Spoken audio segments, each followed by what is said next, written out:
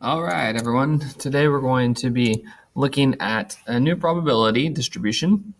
In the previous videos, we've been looking at the binomial distribution a lot. And if you remember way back, we talked about the different properties of binomial distribution. The biggest thing in a binomial distribution is that there's either success or there's failure, right? And each one of those successes or failures are independent trials. So they don't affect, the previous one doesn't affect the next one. So we compute all of our probabilities with those assumptions. Today we're going to be looking at something called the geometric probability distribution. This is sort of just a takeoff of the binomial probability distribution, and that it's kind of a special case of the binomial distribution. I think you'll find this maybe a little bit easier, actually. That is the hope. At least the formulas are a little bit easier to use. So let's go ahead and actually look at an example of a geometric probability problem, and then we'll go into the math on how we're going to solve that. All right, so I don't know if any of you guys have ever been to one of these axe throwing places, but they seem pretty neat. I haven't gone to one yet, but maybe sometime soon I'll go to one. These places where you can throw axes at targets, and I guess that sounds fun. Maybe if you're a guy and you like to throw sharp objects. However, so at any rate, let's say you go to a local axe throwing business and you make a bet with one of your friends that he can't hit the center of the target in his first 3 throws. So you'll give him 3 shots to hit the center of the target. You make a bet with him, right? Now, just from past experience, maybe you've been sort of monitoring him as you guys have been warming up. The probability of him hitting the center is about 17%. Or maybe that's just the probability of any random person hitting the center on one try is 17%. So he's got a 17% chance of hitting that center target. So you're going to give him 3 throws to see if he can hit it. So the question is this a good bet for you to make? Okay. Does he have the better odds or do you have the better odds? So we're going to look at this sort of as a binomial distribution, right? There's either a success or failure, right? Either a success or failure, and that either hitting the center of the target or not. The thing that makes this unique is that we're going to look at the probability of him hitting it on the first or the second or the third. So in other words, the first success appearing on either the first or the second or the third axe throw, right? Because if he gets it on the first one, he doesn't even need to do the rest. If he gets on the second one, he doesn't need to do the third one, and so on and so forth. So this is an example of a geometric distribution, probability distribution. Sorry.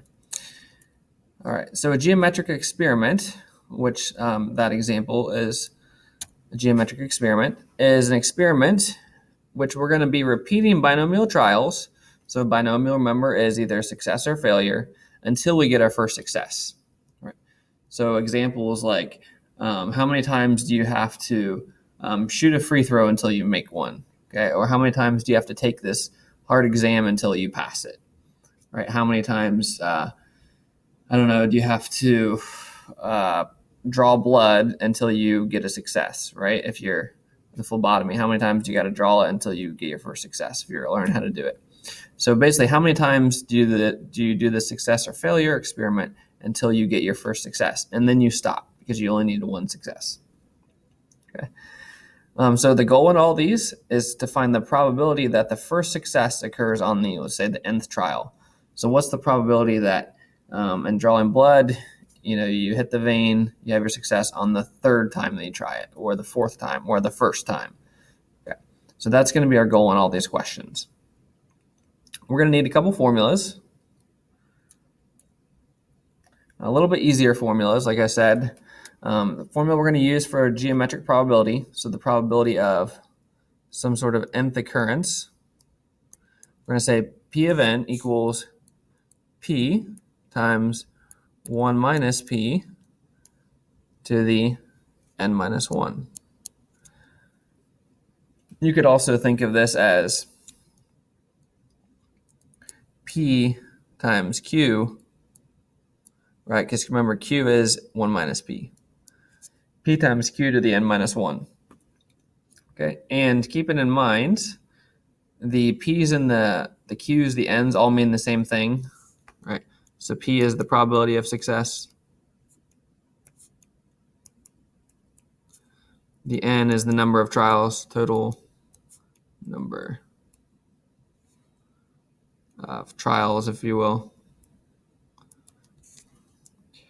And then the Q, if you decide to use that sort of derivation of the formula, Q would then be the probability of failure, just like before. So we do not have an R in this formula. Do not have an R. All right, the next thing, the only other one we're going to use is the mean formula, or generally we're going to call that the expected value. So like, how many throws would you expect to have to throw until you hit the bullseye? Okay, or how many times would you expect to have to draw blood until you do a successful blood draw? Oops. Sorry. And that formula, mu, it's a little u there, is just 1 over p. That's it, 1 over p. 1 over the probability of success. So those two formulas, again, they're both pretty easy. You don't need any special combinations or anything like that. You just need a basic calculator to do all these. All right, so let's look at a variety of scenarios here. The first one, drilling records for an oil company suggests that the probability of the oil company will hit oil in a productive quantity at a certain offshore location is 20%. So you've got this oil company, they're testing sites to figure out where they can pump out oil, and on average it takes it's about 20% chance that they're going to hit productive oil. So we're going to answer some questions here. First one is to find the probability that the fourth well drilled will be productive. Okay, so really we only need to identify two things. We're going to identify a P. It should be pretty easy because there's only a 1% there. Just remember that the P should always be a decimal. Maybe I should go back and add that. P is always a decimal. Should know that. Same with Q if you use that. Always a decimal. All right, so our P obviously is 0.2 or 0.20 if you would like. And the N, it says on the fourth, so the probability of the fourth, P of N. So N equals 4. So all we do is write out, I do want you to write this P of 4. That's the probability of the fourth. This meaning the probability of our fourth attempt being successful. Okay, so P of 4 is just P, 0.2, times 1 minus P, so 1 minus 0.2, to the N minus 1, so the 4 minus 1. You obviously could, if you want to do some of that math in your head, and just write out P of 4 equals 0.2 times 0.8, so 1 minus 0.2 is 0.8 to the third power. It's probably an easier way to type that in your calculator. Just type that in. Assume you can do that mental math. And that gives us 0.102, so about 10.2%. So you've got a 10.2% chance that the fourth well drilled will be productive. Okay, if we wanted to ask the same thing about the seventh drill, well, it'll just be P of 7 equals, everything's going to stay the same except for the N minus 1. So it's 0.2 times 0.8. I'm just going to do the math on my, well, we'll write out 7 minus 1, so it's going to be the 6th power. So all you're going to do is 0.2 times 0.8 to the 6th. And that is 0.052, or if you will, 5.2%. Okay. It's a good idea to just write both of those. The percentage is a little bit more meaningful, but decimal is helpful as well. Okay, let's answer two more, a little bit more challenging questions about this. Find the probability that it will take no more than 3 attempts to hit a productive well. The first thing we need to interpret is, what does that mean, probability of no more than 3? Well, this means that if I hit on the first one, that would be good, right? If I hit on my second one, that would be good. My third one, that would be good. But I don't want to take any more than 3. So I don't want to take 4 or 5 or 6 or whatever. So for this one, it's essentially just going to be the probability of 1 plus the probability of 2 plus the probability of 3. Okay. Now, when we did the binomials in the last section, you also had to include the probability of 0. But this will not be something we have to worry about in this section, because you obviously can't have a success on 0 attempts, right? The probability of 0 would be 0, so you don't have to worry about that. And if you tried to plug it in, your P So P of 0, if you tried to do that, that would be like your 0.2 times 0.8 to the 0 minus 1, which would be the negative 1 power. It's not going to end up working out well for you, so don't do that. All right, so what we do need to do, no more than 3 attempts mean it'd be okay if it worked on, if we hit our first one on the, hit oil on our first attempt or a second attempt or a third attempt, right? And then when we hit it, we would stop. So we would just need to do this 3 times and add them together. So the probability of 1, well, so this is going to be the probability of basically n being less than or equal to 3. That's kind of how we could write that. No more than 3. So a probability of 1, well, that's going to be 0.2 times 0.8 to the 1 minus 1, or 0 power. That is okay to have a 0 power, plus the probability of 0.2 times 0.8 to the 2 minus 1, plus 0.2 times 0.8 to the 3 minus 1. So we're just going to do, if you want to type it all of them at once, suppose you could do that. Take a second to do that. Go ahead and do that.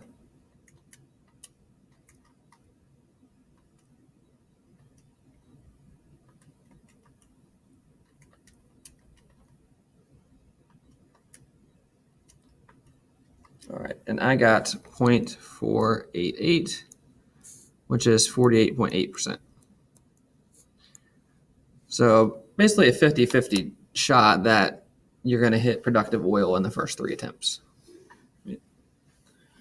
All right, now the last question here, how many wells would you, the company, expect to have to drill in order to hit a productive quantity? So the key word is expect here. How many would you expect to have to drill? So if it's an expect, we want to use the expected value formula, mu. Mu is 1 over p. So all we simply do is 1 over our p, which is 0.2, and that's going to be 5. 1 divided by 0.2 is 5. So 5 wells.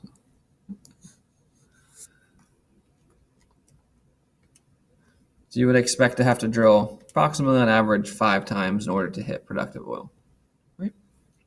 Let's look at a couple more scenarios.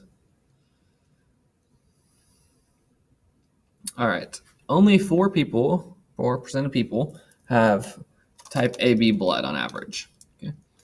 So on average, how many donors must be checked in order to find someone with type AB blood? So on this one, the question, notice it doesn't say anything about the probability. So it doesn't say, it says on average. Okay, so we want to take we actually want to find the expected value, or the mean.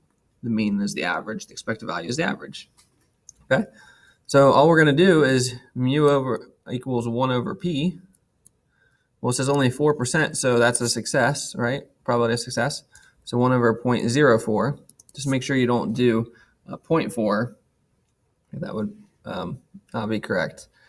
So 1 over 0.04. I'm just going to type that in real quick. And that is 25. So on average, 1 out of every 25 people, you would expect to have 25 people donate until you get an AB blood. And I think it gets a little messed up here. All right. What is the probability that there is not a type AB donor among the first 4 people checked? All right. This one is a little bit confusingly worded. Probability of not being a donor among the first 4.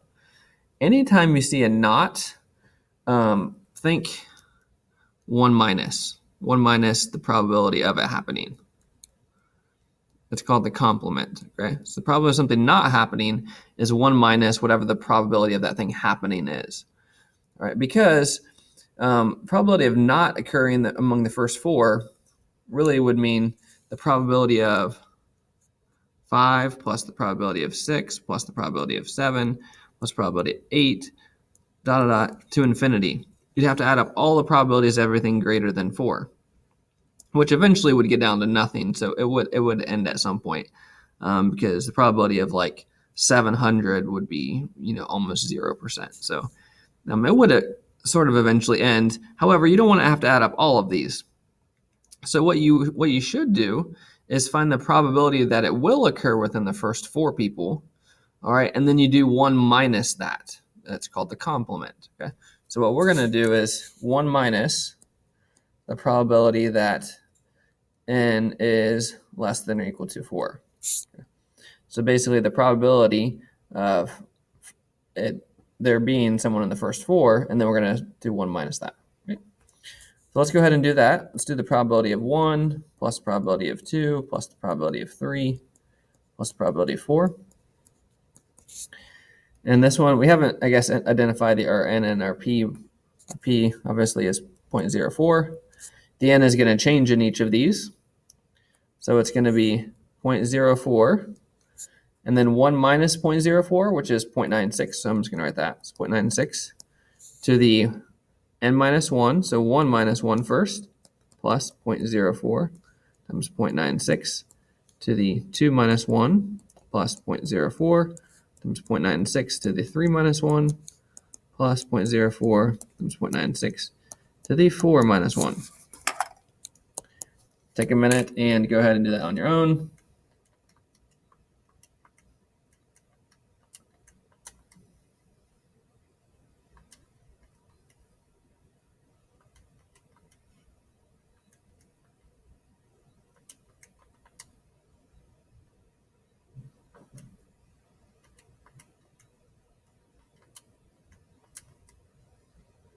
Don't do all these individually. I would definitely recommend typing this all in at once.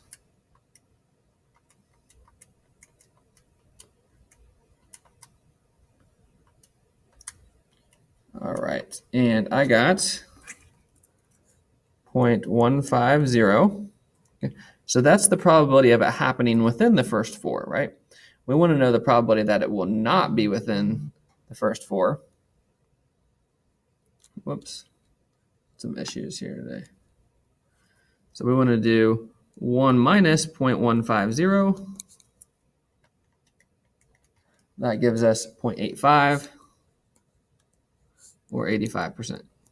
Okay. So the probability that we wouldn't encounter someone with AB blood within first 4 people checked would be an 85% chance that we would not encounter someone with AB blood. All right, let's go ahead and try 2 more quick ones here. All right, instructor feels that 15% of students will find a C, or sorry, will get a C on their final exam. She decides to look through the final exams, just randomly selecting them, and then replace the pile with after reading them. That replacing is important because a binomial means every trial is independent. So that's why you have to put them back in. Until she finds one that shows a grade of below a C.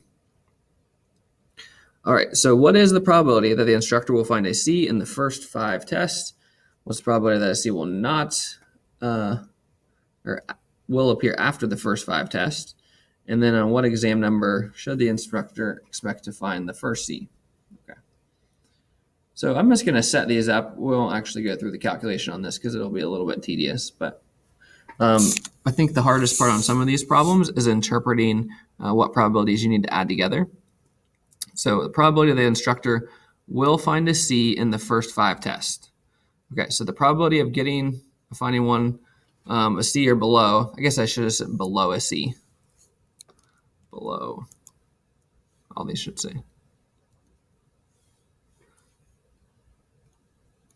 Sorry about that. All right, so what is the probability that we'll find below a C within the first 5 tests? Okay, so if the probability of success, finding one that's below a C, is 15%, so within the first 5 tests, that's going to be the probability of 1 plus the probability of 2 plus the probability of 3 plus the probability of 4 plus the probability of 5, right? Okay. So you would just add those all up together, our P being 0.15, so we would just be then doing the probability that n is less than or equal to 5 would be 0.15 times 0.85 to the 1 minus 1 plus 0.15 times 0.85 to the 2 minus 1. And you just continue this pattern up to 5, 0.15 times 0.85 to the 5 minus 1, right? Do all of them in between. Okay, so we would get that answer. And then the second question is, what's the probability that's going to occur after the first 5 tests? So after the first 5 would imply probability of 6 plus the probability of the 7th test plus the probability of the 8th test all the way to infinity, right? Rather than do that, let's do what we just talked about before, which is 1 minus the probability of everything less than that.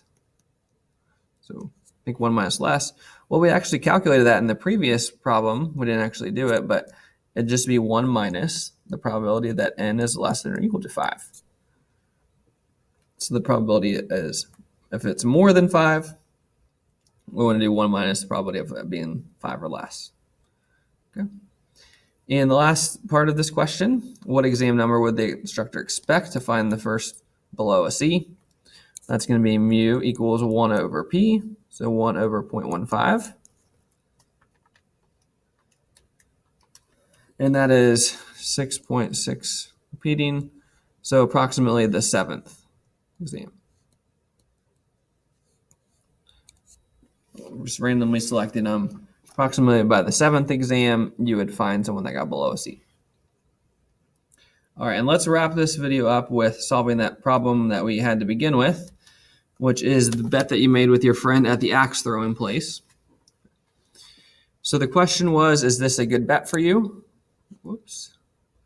Whereas you bet your friend that he can't hit the center in his first 3 throws, right? You're going to give him 3 chances to try to hit the center. You're betting that he cannot, all right?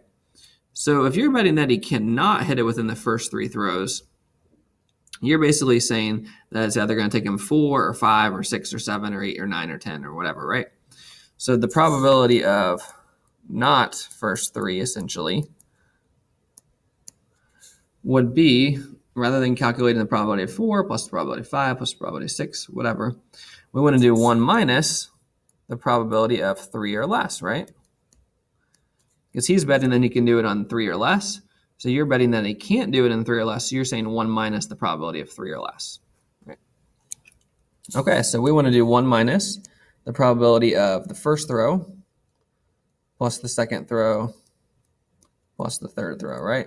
So 1 minus the probability of these 3 put together. You're saying he can't do it on the first, second, or third. You're betting that he will not. So in all of these, P is going to be 0.17 because that's the probability of the success. So we're going to do 1 minus the probability of 1, which would be 0.17 times the complement of that would be 0.83, to the 1 minus 1 plus 0.17 times 0.83, to the 2 minus 1 plus 0.17 times 0.83, to the 3 minus 1, and take a minute to go ahead and do that. I will do that as well.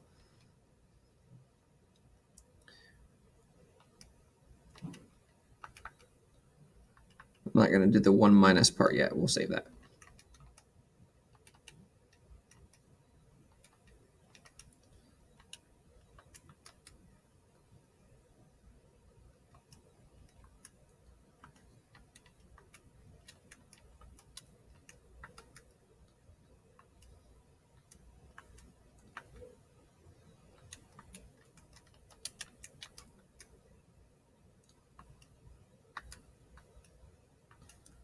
All right, and I got 0.42, so what's going to be 1 minus 0.428 approximately. So 1 minus that would be a 57.2% chance, 0.572.